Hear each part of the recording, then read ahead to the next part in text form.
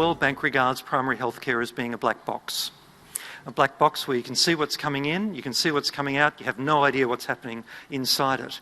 And so I told them that as a representative of the millions of primary healthcare workers around the world, I'm actually a bit insulted to have what I do described as being a black box.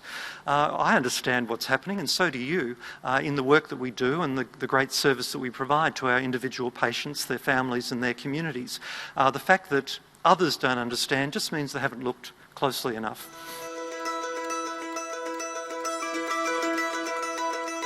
One of the things that we've been hearing is that primary healthcare can be described as a black box.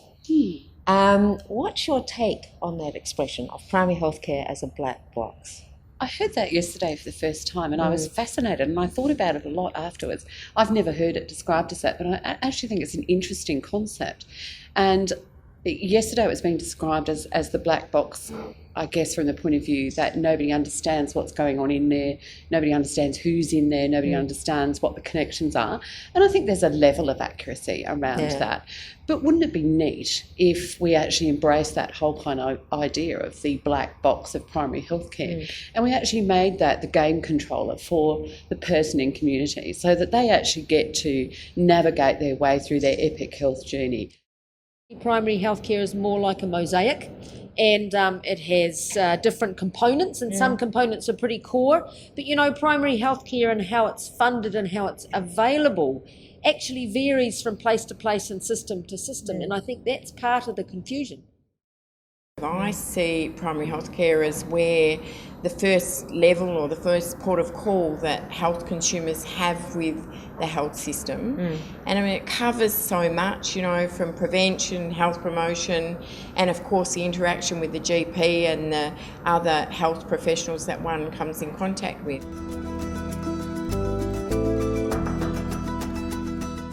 Look, I think primary healthcare is the front line of our health system. The vast majority of Australians will use primary healthcare services at least once a year. And primary healthcare services, of course, cover a huge range. They cover general practice, they cover pharmacy, they cover dentists, they cover allied health. So people do use them, and they use them all the time. So in that sense, it is the front line. If you actually ask a consumer, they would see primary health as, you know, the part that manages the biggest part of their health. You know, you might interact with an acute service, you know, one-off occasion, but you certainly use your primary health care for, you know, your day-to-day living and your ongoing management of your health issues. The cost of them coming to us, you know, is so cost effective. The best value health service is in primary care. There's work done overseas by Liam Glenn, who looked at the cost, and you can put it down for any currency you like, but the cost to see a GP is $50, €50. If that patient goes to emergency department, it's $500. If they're admitted into hospital, it becomes $5,000. And if, unfortunately, if they end up in ICU, intensive care, it's $50,000. What our role to do is to advise government and really to take a whole of systems perspective. So not look at a single area, not just look at hospitals, not just look at primary care, not just look at community, but to cover the whole area and consider issues around financial sustainability, how to improve health outcomes, and how to do that over the short, medium, long term. And in that context, then really in the long term, that moves you down a path of reducing hospital admissions and trying to concentrate on keeping people well.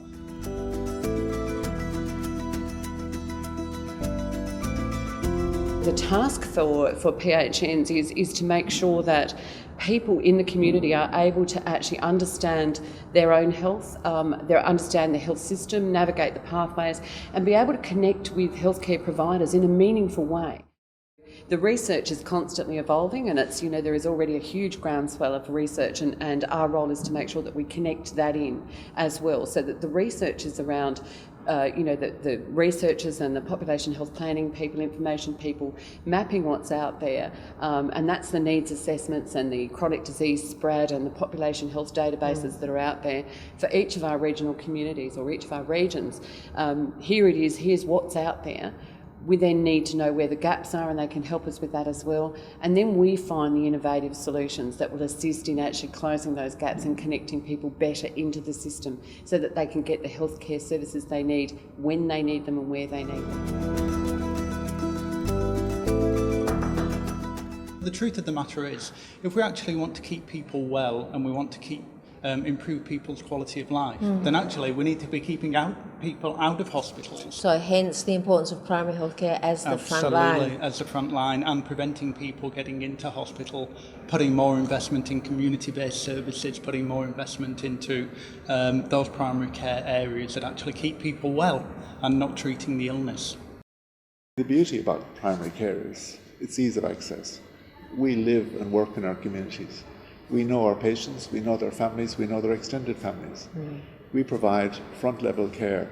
We provide all the care, really, most of the care before they go to secondary or tertiary level care. So the primary thing about it is that the ease of access, the frequent contact with patients for those who need it, that's one of the cornerstones of holistic care that you provide at the primary care level.